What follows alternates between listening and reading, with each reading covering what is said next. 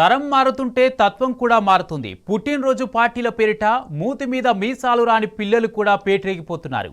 జన్మదిన వేడుకల్లో వికృత చేష్టలు చేస్తున్నారు. బర్త్డే బంప్స్ పేరిట తోటి విద్యార్థులు చేసిన అసహ్యకరమైన పనితో 9వ తరగతి పిల్లాడు అల్లాడిపోయాడు. నాచారంలోని ఢిల్లీ పబ్లిక్ స్కూల్లో జరిగిన ఈ ఘటన దిగ్భ్రాంతికి గురి చేసింది. కొత్తపేటకు చెందిన 14 ఏళ్ల ఓ విద్యార్థి నాచారంలోని డిఎస్ స్కూల్లో 9వ తరగతి చదువుతున్నాడు. తన పుట్టినరోజు నాడు తోటి విద్యార్థులు లంచ్ బ్రేక్ సమయంలో సరదాగా చేసిన చేష్టలతో ఆ విద్యార్థికి పలుచోట్ల తీవ్ర గాయాలయ్యాయి. విషయం తెలిసి ప్రిన్సిపల్ ఆ విద్యార్థిని ఆసుపత్రికి తరలించి తల్లిదండ్రులకు సమాచారం ఇచ్చారు. తల్లిదండ్రులు మెరుగైన వైద్యం కోసం బంజారా హిల్స్లోని ఆసుపత్రికి తరలించారు. అతనికి శస్త్రచికిత్సతో ప్రాణాపాయం తప్పింది. కుటుంబ సభ్యుల ఫిర్యాదుతో బాధ్యులైన విద్యార్థులు పాఠశాల యాజమాన్యంపై కేసు నమోదు చేశారు పోలీసులు.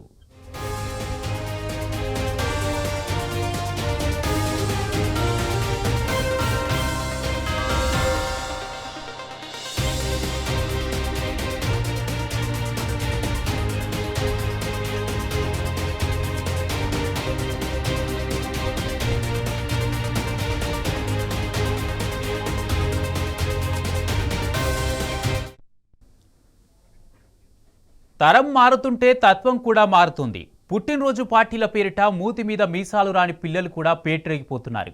జన్మదిన వేడుకల్లో వికృత చేష్టలు చేస్తున్నారు.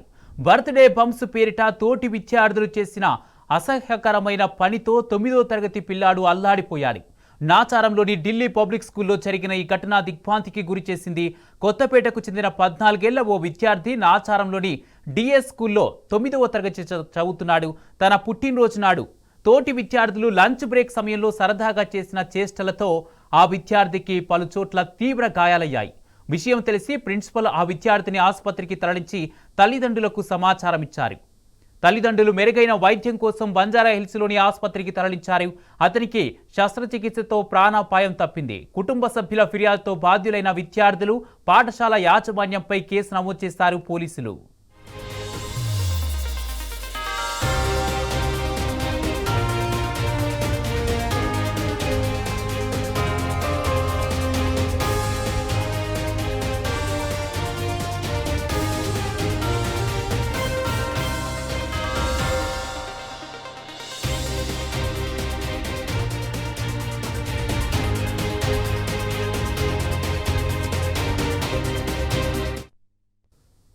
ప్రజలంటే లెక్కలేదు, ప్రాణాలంటే పట్టింపు లేదు, పేదలంటే గౌరవం లేదు, వారి ఆరోగ్య రక్షణ మీద శ్రద్ధ లేదు.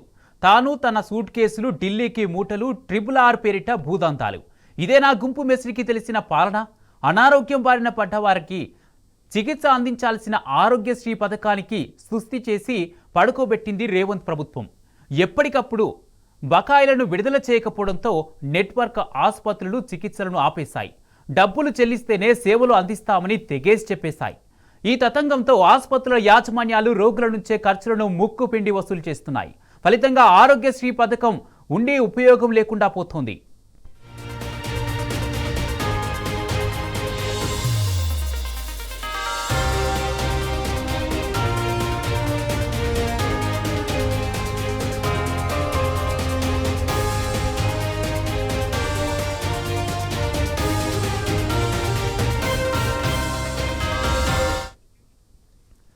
ఎన్నికల ముందు ఎన్ని కథలు పడ్డాడు రేవంత్.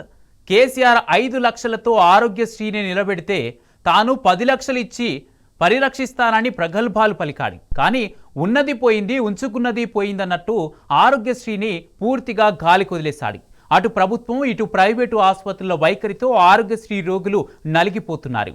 చికిత్స అందించిన 45 రోజులుగా ఆసుపత్రులకు బిల్లుల చెల్లింపులో ప్రభుత్వం ఘోరంగా విఫలమవుతుంది. గ్రీన్ ఛానల్ కింద బిల్లులు చెల్లిస్తామని హామీ అమలు కాలేదు. దీన్ని సాకుగా చూపుతూ రోగులను ఆందోళనకు గురిచేసేలా సేవలు నిలిపివేస్తూ ప్రైవేటు ఆసుపత్రులు కరాఖండిగా తేల్చి చెప్పేశాయి. ఇదే అంశానికి సంబంధించి పూర్తి అప్డేట్స్ మా ప్రతినిధి అరవింద్ లైట్ ద్వారా అందిస్తారు. అరవింద్, ఆరోగ్యశ్రీ సేవలు బంద్ అయినట్టుగా తెలుస్తుంది. దీనికి సంబంధించి ఆసుపత్రుల యాజమాన్యాలు ఏం చెబుతున్నాయి? దీనికి సంబంధించి ప్రభుత్వం నుండి ఎలాంటి స్పందన ఉంది? పూర్తి అప్డేట్స్ ఏంటి? కుమార్, ఏదైతే కాంగ్రెస్ ప్రభుత్వం అధికారంలోకి వచ్చేటప్పుడు 420 హామీలు ఇచ్చింది, 6 గ్యారెంటీలు ఇచ్చింది. దీంట్లో ప్రధానమైనది వైద్య సేవలు కూడా అందిస్తాము, వైద్య సేవలకి ఎలాంటిది ఎవరికి ఇబ్బంది లేకుండా కూడా ప్రతి ఆరోగ్యశ్రీ కార్డుతోని 10 లక్షల భరోసా కూడా ఇస్తామని చెప్పిన కాంగ్రెస్ ప్రభుత్వం అధికారం రాకి ఇన్ని బూటకపు మాటలు, ఇన్ని అబద్ధపు హామీలు ఇచ్చింది. నేడు ఇది ప్రధానంగా ఇది చాలా డిస్టర్బెన్స్గా ఉన్నదని కూడా ప్రధానంగా ఎవరైతే ప్రైవేట్ యాజమాన్య హాస్పిటల్స్ ఉన్నారో వాళ్ళు కూడా ఏదైతే ప్రభుత్వం మాకు చెప్పిన దాని ప్రకారం మాకు ఇంత ఈ విధంగా మాకు ఇన్ని అంటే 1400 కోట్లు ఇస్తామన్న ప్రభుత్వము నేడు ఎందుకు 1400 కోట్లు ఇవ్వలేకపోతుంది అంటే ప్రభుత్వము ఏదైతే గ్రీన్ ఛానల్ ద్వారా నెలకు 100 కోట్లు రిలీజ్ చేసినా కానీ ఈ పాటికి మాకు 8 నెలల నుండి 800 కోట్లు అయినొచ్చు. ఇప్పుడు కేవలం 100 కోట్లు రిలీజ్ చేయడం వల్ల మాకు ఎలాంటి ఈ ఉపయోగం ఉంటుంది, ఏ విధంగా డిస్ట్రిబ్యూట్ చేస్తారని కూడా ఇప్పటికే ప్రైవేట్ హాస్పిటల్ యాజమాన్యం కూడా తీవ్రంగా మండిపడుతున్నారని కూడా తెలుస్తుంది. ఏదైతే కొంతమంది అంటే ఈ రోజు నుండి సమ్మె కంటిన్యూ అవుతుంది. అంటే నిన్న మొన్న ఆరోగ్యశ్రీ పేరు మీద జైన్ అయిన వారికి ఇప్పుడు వాళ్ళని వంచి ప్రజలను మోసం చేసి ప్రభుత్వ హాస్పిటల్స్లో కానీ మరియు కొన్ని ఇంటర్కమ్ ప్రభుత్వ హాస్పిటల్స్ మరియు ప్రైవేట్ హాస్పిటల్స్లో కానీ వాళ్ళు ఆరోగ్యశ్రీ సేవలకు డబ్బులు ఎట్లాగైనా కట్టే పేషెంట్ని తీసుకెళ్లాలని కూడా ఇప్పటికే వాళ్ళు ఒత్తిడి చేస్తున్నారు. ప్రజలు కూడా దీన్ని తీవ్రంగా ఆవేదన వ్యక్తం చేస్తున్నారని కూడా ప్రధానంగా అర్థమవుతుందని కూడా ఇప్పటికే తెలుస్తుంది. ప్రైవేట్ హాస్పిటల్లకు కనుక బిల్లులు కనుక పెండింగ్ బకాయిలు 1400 కోట్ల బకాయిలలో 100 కోట్లు చెల్లించడంతో 1300 కోట్ల బకాయిలు ఇంకా పెండింగ్లో ఉన్నాయి. ప్రభుత్వం కనుక చెల్లిస్తేనే కనుక మేము తెలంగాణ రాష్ట్రంలో కానీ హైదరాబాద్లో ఉన్న ప్రైవేట్ హాస్పిటల్లో కానీ ఆరోగ్యశ్రీ సేవలు కంటిన్యూ చేస్తామని కూడా వాళ్ళు ప్రధానంగా తెలియజేస్తున్నారు.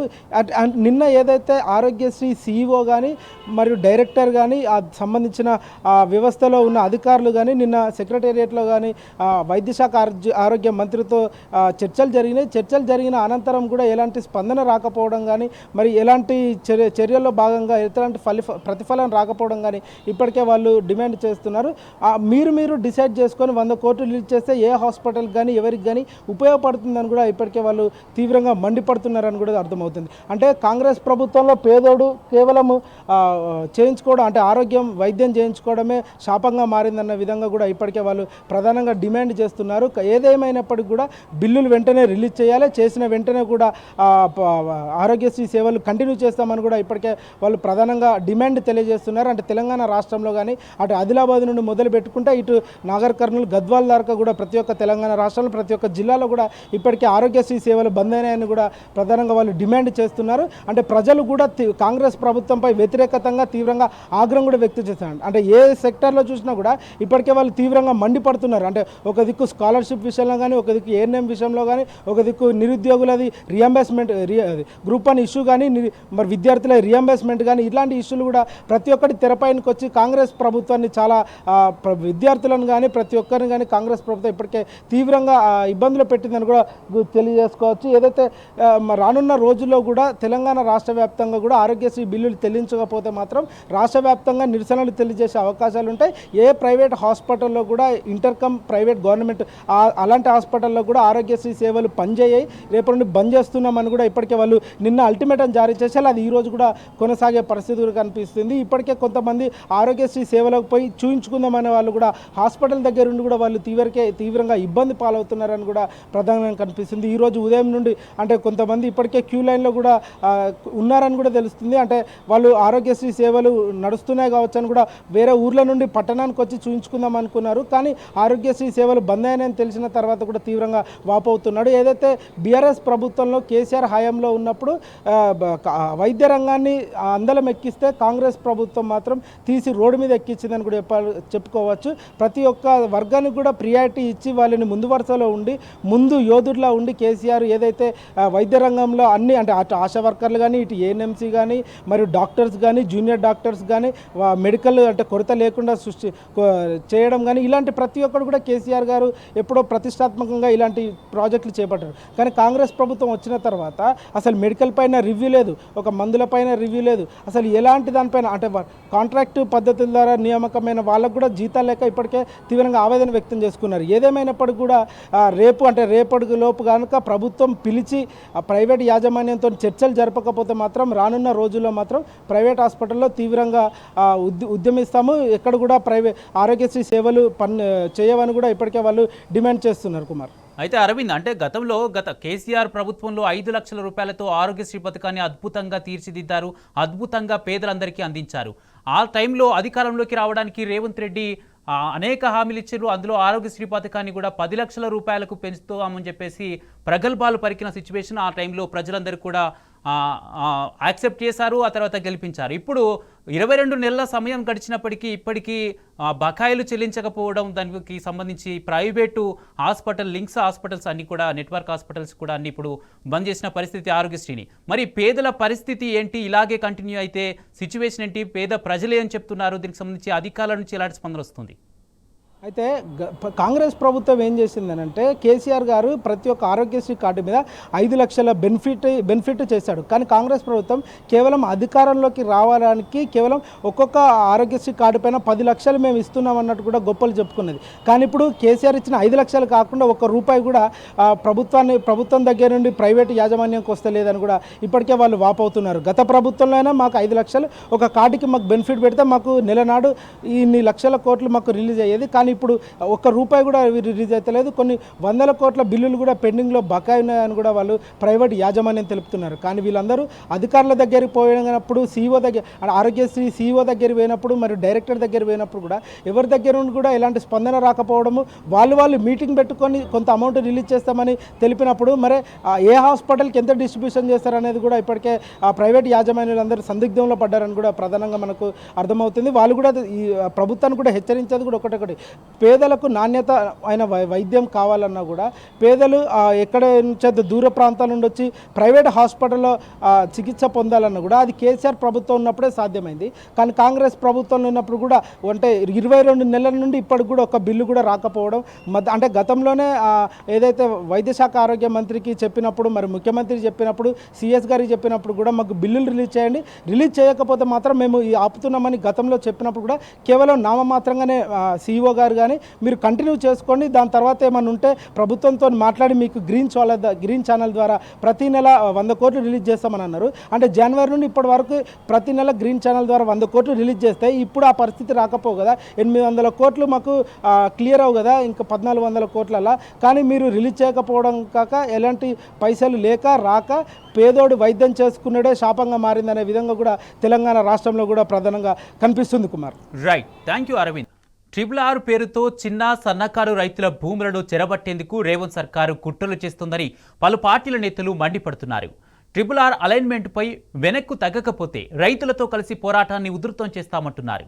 ఈ మేరకు రంగారెడ్డి జిల్లాలో పలుచోట్ల ఆందోళనలు చేపట్టారు. మరిన్ని వివరాలను ప్రతినిధి శేఖరాచారి అందిస్తారు. అలైన్మెంట్ను వ్యతిరేకిస్తూ రంగారెడ్డి జిల్లా వ్యాప్తంగా కూడా చాలా మండలాల్లో సంబంధించినటువంటి రైతులకు, పేద రైతులకు భూములు పోతున్నాయని చెప్పేసి ఈరోజు మాడుగుల మండలం అన్నెబోయినపల్లి సమీపంలో ఉన్నటువంటి సాగర్ హైదరాబాద్ ఏదైతే ప్రధాన రహదారి ఉందో, నేషనల్ హైవే ఉందో, దానిపైన ధర్నాకు దిగినటువంటి క్రమంలో పోలీసులు ఒక్కసారిగా అడ్డుకొని వాళ్ళందరినీ కూడా యాచారం పోలీస్ స్టేషన్కు తరలించినటువంటి పరిస్థితి కనిపిస్తుంది. ఇటు బాధితులతో పాటు వాళ్ళకు మద్దతు పలకడానికి వచ్చినటువంటి రైతు సంఘం నాయకులను కూడా వాళ్ళు అరెస్టు చేసి పోలీస్ స్టేషన్లో నిర్బంధించినటువంటి పరిస్థితి కనిపించింది. ప్రస్తుతం మనము యాచార పోలీస్ స్టేషన్ సమీపంలో ఉన్నాము. ఇక్కడ రైతు సంఘం నాయకులు ఉన్నారు, వాళ్ళు అడిగి తెలుసుకుందాం.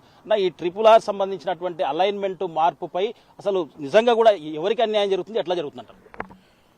మొదటగా ఏదైతే RRR ఉన్నటువంటి అదే అలైన్మెంట్ని తీసుకుపోకుండా ఈరోజు రేవంత్ రెడ్డి గారు వచ్చిన తర్వాత అలైన్మెంట్ మార్చడం అని చెప్పారంటే అక్కడ ఉన్నటువంటి చాలా పెద్ద ఎత్తున రియల్ ఎస్టేట్ వ్యాపారులను కాపాడడం కోసం, అదే రకంగా అక్కడ ఉన్నటువంటి పెద్ద పెద్ద భూస్వాములను కాపాడడం కోసం, అదే రకంగా హైదరాబాద్లో ఉన్నటువంటి కార్పొరేట్లని ఇక్కడ తీసుకొచ్చేసి విపరీతమైనటువంటి పెట్టుబడి పెట్టి వెంచర్లు వేసినటువంటి వాళ్ళందరినీ కూడా కాపాడడమే ఈ అలైన్మెంట్ మార్చినటువంటి పరిస్థితి.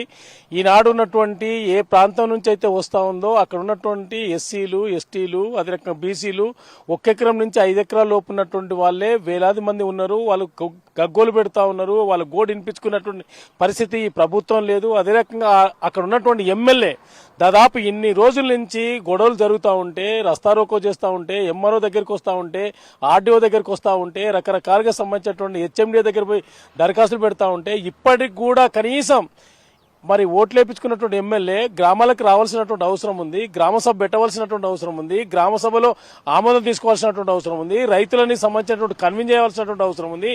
ఎలాంటి వాళ్ళు ఏం చెప్తున్నారు వినాలనేటువంటి సోయి కూడా లేనటువంటి పరిస్థితి ఉంది. ఈరోజు ఆ వంకర టింకర సంబంధించినటువంటి ఏదైతే అలైన్మెంట్ మార్చాడో ఒక దిక్కు ఎమ్మెల్యే, ఒక దిక్కు రేవంత్ రెడ్డి, ఒక దిక్కు కార్పొరేట్లను కాపాడడం కోసం, ఒక దిక్కు లేఅవుట్లకు సంబంధించినటువంటిది 100,000 ఎకరాల భూములన్నీ కూడా తీసుకొని విపరీతంగా అసలు భూదోపిడికి ఎగబడి ఆ రకమైనటువంటి అలైన్మెంట్ తీసుకొస్తున్నటువంటి పరిస్థితి ఉంది. ప్రజలందరూ కూడా వందలాది మంది, వేలాది మంది రోడ్డు మీదకి వచ్చి నిరసన తెలియజేస్తా ఉంటే ఈ రోజు పోలీసులను బట్టి నిర్బంధించి ఆ రకంగా అరెస్ట్ చేయడం అని చెప్పనట్టు సిగ్గుసేట్ అని చెప్పి ఈ సందర్భంగా మనం చేస్తా ఉన్నాం. మీరు చాలా రోజులు అంటే ఈ అలైన్మెంట్ అప్పటి గురించి కూడా నిద్రాహారాలు మాని ఉద్యమాలు చేస్తా ఉన్నారు, రిప్రజెంటేషన్లు ఇస్తా ఉన్నారు, రోడ్ల మీదకి వస్తా ఉన్నారు. అయినప్పటికీ కూడా ఇప్పటివరకు ప్రభుత్వం లోపల ఎలాంటి చలనం లేదు. దీనిపైన ఎట్లా ఏం ప్రణాళిక తయారు చేస్తా ఉన్నారు, ఏమనుకుంటున్నారు పేద రైతులంతా? ఇంత ముందుకున్న అలైన్మెంట్ ప్రకారం భూస్వాములది, రైతులది అందరిది పోయేది. ఇప్పుడున్న అలైన్మెంట్ ప్రకారం కంప్లీట్గా ఇంత ముందుకు ఏదైతే కేసీఆర్ అప్పుడున్న అలైన్మెంట్ ప్రకారం మొత్తము కలకుర్తి నియోజకవర్గంలోని మొత్తం రైతులు 675 మంది రైతులు మాత్రమే పోయేది. ఇప్పుడు తన స్వార్థం కోసం, తన అవసరాల కోసం చేసుకున్న ఈ అలైన్మెంట్ ప్రకారం ఈరోజు 1779 మంది రైతులు ఈరోజు కోల్పోతుర్రు. అంటే ఇది ఎవరి కోసం చేసినాం? ఒక అలైన్మెంట్ ఇవ్వాలంటే ఫస్ట్గా ఏం చేస్తాం? ప్రభుత్వ భూములు చూస్తాం, చిన్న సన్నకారు రైతుల కమతాలు కాపాడడానికి మనం ప్రయత్నం చేస్తాం. కానీ ఇక్కడ ఉన్న రేవంత్ రెడ్డి గారు మాత్రం తన స్వలాభం కోసం, తన అత్తగారు భూముల కోసం, రియల్ ఎస్టేట్ వ్యాపారుల కోసం, భూస్వాముల కోసం, పెట్టుబడిదారుల కోసం ఈ రోజు ఈ అలైన్మెంట్ తీసుకురావడం జరిగింది. ఈ అలైన్మెంట్ను మేము తీవ్రంగా వ్యతిరేకిస్తాం. అదేవిధంగా మా ఊర్లో జరిగింది, మాది మాలపల్లి విలేజ్. మా దగ్గర పర్చున్ బటర్ఫ్లై సిటీ అని ఒక 300 ఎకరాల వెంచర్ ఉంది. ఇంత ముందుకు వాళ్ళ వెంచర్లంగా వెళ్లేది. ఈ రోజు జరిగిన ఈ అలైన్మెంట్, కొత్త అలైన్మెంట్ ప్రకారం ఆ బటర్ఫ్లై సిటీని తప్పియడంతో కంప్లీట్ గా సింగంపల్లి శివారు నుంచి ఆమనగల్ శివారు దాకా మధ్యలో మాలపల్లి శివారు 3 కిలోమీటర్లు దళితుల భూములే పోతున్నాయి. 3 కిలోమీటర్లు దళితుల భూములే పోతున్నాయి. రేవంత్ రెడ్డి గారు, మీరు పేదల పక్షాన, పేదల కోసం మేము ప్రజాపాలన నేను గద్దెనెక్కిన రేవంత్ రెడ్డి గారు, ఈ రోజు మా ఊరికి వచ్చి ఒకసారి మీరు పరిశీలించండి. మీ ఏమైనా పార్టీ వాళ్ళు ఉంటే పంపించండి, ఇంటెలిజెన్స్ను పంపించండి. 3 కిలోమీటర్లు దళితులు మాత్రమే పొలం పోతున్నది. అంటే నువ్వు ఎవరి కోసం చేసినావు? ఇది ఎవరి స్వప్రయోజనాల కోసం చేసిరు ఇది? మీరు చెప్పండి, ఈ పేద రైతుల కోసం భూములు పోతున్న వారికి మీ తరపున అంటే ఎట్లా మద్దతు ఇస్తా ఉన్నారు? మేము రైతు సంఘంగా రైతుల్ని పూర్తిగా ముంచేటువంటి అలైన్మెంట్ను వ్యతిరేకిస్తున్నాం. దాని మీద ఆందోళన పోరాటాలు కూడా రైతుల పక్షాన్ని నిలబడి పోరాడుతున్నాం. పెద్ద ఎత్తున అంటే గతంలో 1-2 అలైన్మెంట్లు ఏవైతే ఉన్నాయో అవి పూర్తి స్థాయిలో అంటే ఇటు భూస్వాములై చిన్న సన్నకారు రైతులై పోయేటువంటి పరిస్థితి ఉండేది.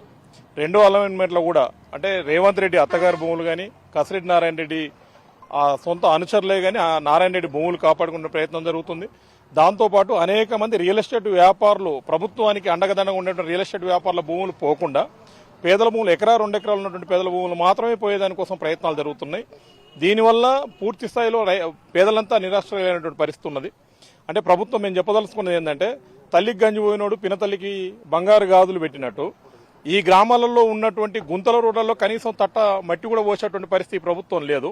కానీ రీజనల్ రింగ్ రోడ్డు పెట్టుబడిదారుల కోసం, అనేక మంది బడా పారిశ్రామికవేత్తల కోసం రీజనల్ రింగ్ రోడ్డు పేరుతోటి రైతులు నిరాశ్రయాలను చేసేదానికోసం ప్రయత్నం చేస్తున్నది. దీన్ని రైతు సంఘం తీవ్రంగా వ్యతిరేకిస్తుంది. వెంటనే ప్రభుత్వం ఈ అలైన్మెంట్ను మార్పు ఏదైతే ఉందో దీన్ని విరమించుకోవాలని చెప్పేసి మేము డిమాండ్ చేస్తున్నాం. ఏం చెప్తావు పెద్ద మనిషి, మీరేం చెప్తారు?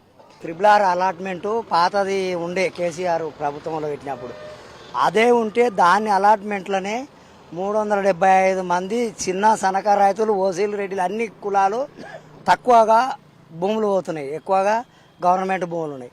ఇప్పుడు దాన్ని RRR అంటే ఇట్లా రింగులాగానే ఉండాలి సార్. RRR రోడ్ అన్నప్పుడు దాన్ని ఇష్టం వచ్చినట్టు మార్చి మా చిన్న సన్నకారు రైతుల భూములు మొత్తం లాక్కునే విధంగా చేస్తున్నాడు. కనీసం ఆయన సొంత ఊరు మన కొండారెడ్డిపల్లి, ఆ ఊర్లో ఆయన చిలకలంగా కాలువ వస్తే 3-4 ఏళ్ళు ఆపిండు ఆ కాలువ. ఆయనదేం భూమి చిన్న సన్నకారు రైతుల భూమిది కాదా సార్? అందుకొరకు మేము మా భూములు మాకే ఉండాలి, ఎందుకంటే రైతులు నష్టపోతున్నాం సార్. రైట్. మొత్తంగా చూసినట్టయితే ఈ పేద రైతులంతా కూడా ఆవేదన చెందుతున్నటువంటి పరిస్థితి కనిపించింది. గతంలో ఉన్నటువంటి అలైన్మెంట్ని ఉంచాలి, ఈ అలైన్మెంట్ మారిస్తే పేద సన్నకారు రైతుల భూములే పోతున్నాయి. కాబట్టి ఇదంతా కూడా కుట్ర జరుగుతూ ఉంది. పెద్దవాళ్ల భూములు కాపాడడానికి పేదవాళ్ల భూములు గుంజుకునే యత్నం జరుగుతుంది. కాబట్టి ఎట్టి పరిస్థితుల్లో ప్రాణాలు పోయినా సరే మా భూములు అయితే ఇవ్వమని చెప్పేసి కూడా ఇక్కడ బాధితులతో పాటు బాధితులకు మద్దతు తెలపడానికి వచ్చినటువంటి నాయకులు కూడా చెప్తున్నటువంటి పరిస్థితి కనిపిస్తూ ఉంది. వీడియో జర్నలిస్ట్ రామకృష్ణతో శేఖరాచారి, టీ న్యూస్, ఆచారం నుంచి. Welcome back. రేవంత్ పాలనలో కాంగ్రెస్ నేతల రౌడీయిజం మితిమారిపోతుంది. దాడులకు సైతం హస్తం లీడర్లు వెనకాడడం లేదు. ఏకంగా విపక్ష పార్టీలకు చెందిన ఎమ్మెల్యే క్యాంప్ ఆఫీసులపై దాడులకు తెగబడుతున్నారు. తాజాగా సూర్యాపేట ఎమ్మెల్యే క్యాంప్ ఆఫీసులో కాంగ్రెస్ నాయకులు బీభత్సం సృష్టించారు. 40 మంది బలవంతంగా చొరబడి కుర్చీలు ధ్వంసం చేసి రిజిస్టర్ను చించేసి గూండాల్లా వ్యవహరించారు. ఈ విధ్వంసాన్ని బీఆర్ఎస్ నేతలు తీవ్రంగా ఖండించారు. ప్రజా సమస్యల పరిష్కారంపై శ్రద్ధ పెట్టకుండా ఈ రౌడీయిజం ఏంటని మండిపడ్డారు.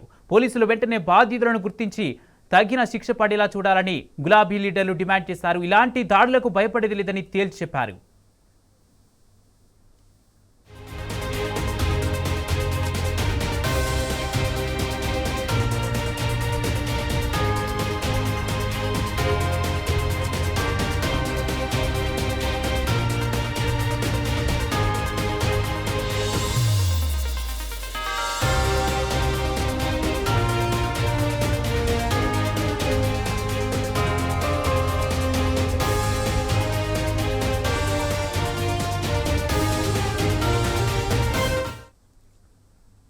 రేవంత్ పాలనలో కాంగ్రెస్ నేతల రౌడీయిజం మితిమీరిపోతుంది. దాడులకు సైతం హస్తం లీడర్లు వెనకాడడం లేదు.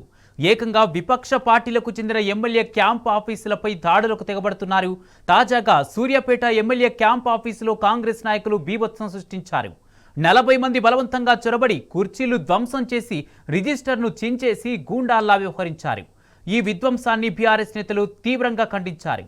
ప్రజా సమస్యల పరిష్కారంపై శ్రద్ధ పెట్టకుండా ఈ రౌడీయిజం ఏంటని మండిపడ్డారు. పోలీసులు వెంటనే బాధ్యులపై గుర్తించి తగిన శిక్ష పడేలా చూడాలని గులాబీ లీడర్లు డిమాండ్ చేశారు. ఇలాంటి దాడులకు భయపడేది లేదని తేల్చి చెప్పారు.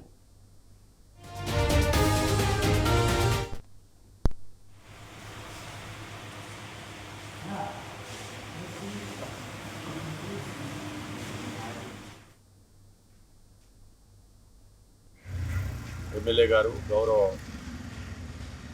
మాజీ మంత్రివర్యులు శ్రీ గుంటకండ్ల జగదీష్ రెడ్డి గారి ఎమ్మెల్యే క్యాంప్ కార్యాలయంలోకి కాంగ్రెస్ పార్టీకి చెందినటువంటి అమ్జద్ అలీ ఖాన్ మరికొంతమంది 10 మంది సుమారుగా అనుమతి లేకుండా లోనికి ప్రవేశించి ఫర్నిచర్ని విరగొట్టి మరి అదేవిధంగా రిజిస్టర్ని చింపి ఒక దౌర్జన్యపూరితమైనటువంటి పద్ధతులలో ఇది ప్రభుత్వ ఆఫీస్ అనేటువంటి ఒక పేరు పెట్టి ఇక్కడ ఏదో కొన్ని ఫోటోలు ఉండాలి, అవి లేవు అని చెప్పేటువంటి విషయం పైన వాళ్ళు గొడవ చేసి వెళ్ళటం జరిగింది. దీన్ని మేము తీవ్రంగా ఖండిస్తున్నాం. ఇది ఎమ్మెల్యే గారి యొక్క ప్రైవేట్ నివాసం. ఎక్కడికి పోవాలన్నా, ఎవరి ఇంట్లో ప్రవేశించాలన్నా, ఎవరి ఆఫీసులో పోవాలన్నా అనుమతి లేకుండా పోవటం అనేటువంటి చట్ట విరుద్ధము. ఈ మాత్రం సెన్స్ కూడా లేకుండా ఇక్కడ ఉండబడేటువంటి మరి కార్యాలయ ఇన్ఛార్జి అనిల్ రెడ్డి ఉంటాడు. ఆయన అనుమతి తీసుకోలేదు. గౌరవ ఎమ్మెల్యే జగదీష్ రెడ్డి గారు అనుమతి తీసుకోలేదు. వాళ్ళు ఇష్టం వచ్చినట్టుగా వచ్చి ఒక అరాచక ముఠాగా వ్యవహరించి ఇక్కడ గొడవ చేయటాన్ని మేము బీఆర్ఎస్ పార్టీగా చాలా తీవ్రంగా ఖండిస్తున్నాం. రైట్, ఇక ఇవి ఇప్పటి వరకున్న అప్డేట్స్. మరిన్ని అప్డేట్స్ కోసం చూస్తూనే ఉండండి టీ న్యూస్.